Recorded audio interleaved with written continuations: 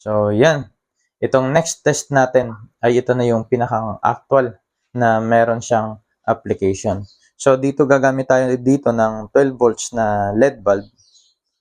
Titingnan natin ngayon kung kaya niyang pailawin nitong ating wind turbine generator. At the same time, connected pa rin yan dito sa ating multimeter para makita natin or ma-monitor natin yung kanyang generated voltage. Okay, tara, testing.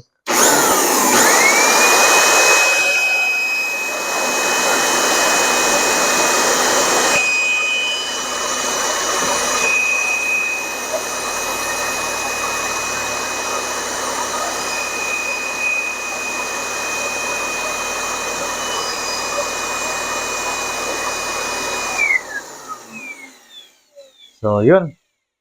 So, hindi na masama. Naka-generate tayo ng 9 volts at ayan, nakita nating as in umilaw yung ating 12 volts na LED bulb. So, ito kung i-implement nyo sa isang charging station, pwedeng-pwede.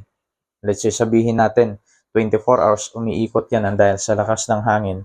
Napakalaking bagay yung may store na kuryente niya sa battery para magamit ng mga households. Okay?